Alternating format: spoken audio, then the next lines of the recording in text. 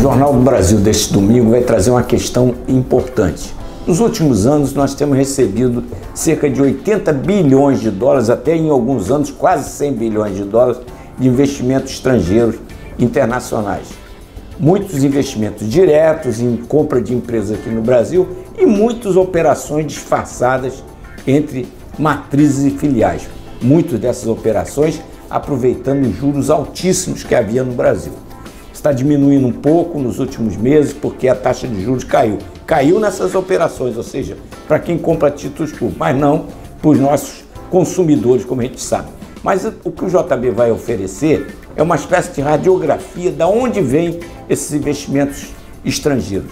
O Banco Central fez um levantamento muito preciso que vai até 2016, portanto só ficou de fora o ano passado. O maior investidor no Brasil tem sido os Países Baixos. Mas ninguém pensa que é a Holanda, a bucólica Holanda, apenas que está fazendo investimento. É que os Países Baixos compreendem alguns paraísos fiscais do Caribe, como Curaçao, como Aruba e a ilha de San Martín. E é engraçado é que nesse levantamento do Banco Central fica claro que muitos países utilizam, ou empresas utilizam esses paraísos fiscais, no caso Países Baixos, e, por surpresa, a China também faz isso através de Luxemburgo para investir no Brasil. E mais ainda surpreendente, a China chegou no ano de 2010 a fazer 91% dos investimentos no Brasil através de Luxemburgo.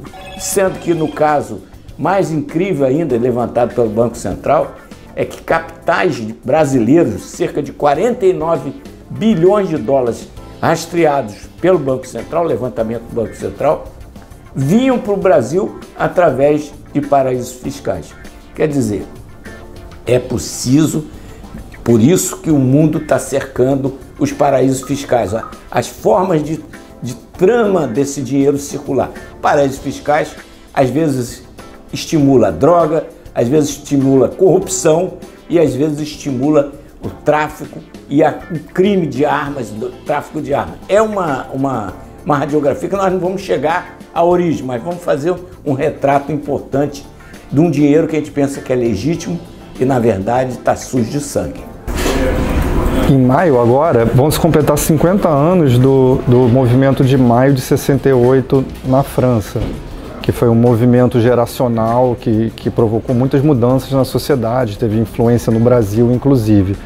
A gente está trazendo no JB desse domingo um especial sobre o tema de 2 páginas. A gente vai falar dos slogans da época que foram muito fortes e marcaram todo um imaginário, tipo Proibido Proibir, que depois foi imortalizado em música do Caetano Veloso, por exemplo, entre outros.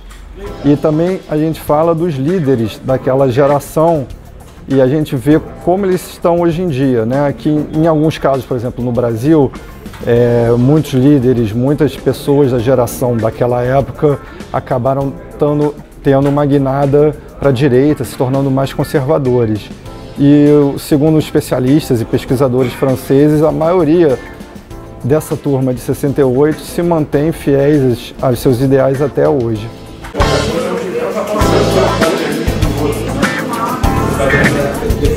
Essa semana comemorou-se no dia de São Jorge, o dia do chorinho também, que entrou para o calendário da cidade.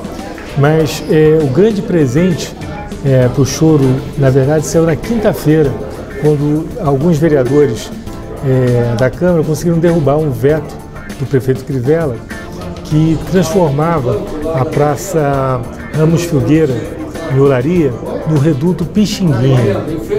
É um ambiente histórico onde a história do choro se criou e a gente está voltando lá para comemorar com os frequentadores e contar um pouco a história do chorinho naquela região da zona leopoldina, que mistura Ramos, Olaria, né, e que Pixinguinha frequentou e que alguns remanescentes daquelas rodas ainda estão aí na ativa, como o Zé da Velha, e que a gente está conversando com ele e com a Jovem Guarda também.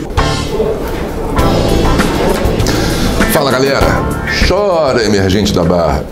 O vereador Leonel Brizola Neto está preparando um projeto de lei que dará o nome do seu avô, o governador Leonel Brizola, a uma das mais importantes vias do bairro.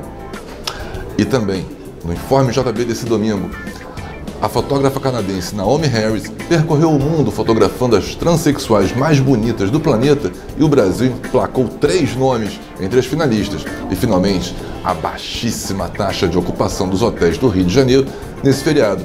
Tudo isso e muito mais domingo no seu Jornal do Brasil.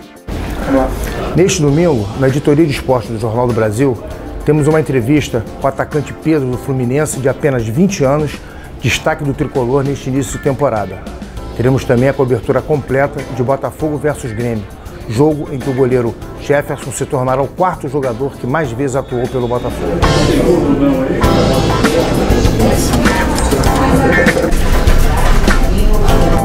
Eu sou a Tereza Cruvinel.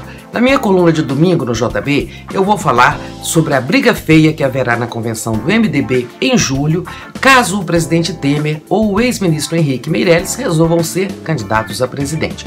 Será uma briga entre os que apoiarão uma dessas candidaturas e os que não querem candidatura presidencial nenhuma. Nesse último bloco estarão pessoas que gostam ou não gostam do Temer, do Meirelles, porque acima de tudo eles gostam mesmo de dinheiro para campanha eleitoral.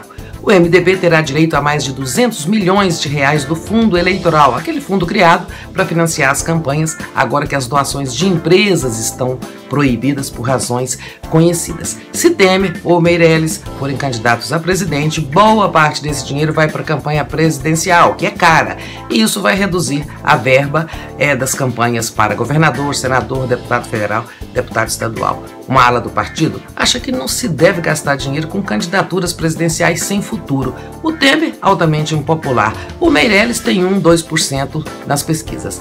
Então veremos uma briga feia, escaramuça como outras que já assistimos no MDB, que mudou de nome, mas continua sendo o mesmo velho saco de gatos.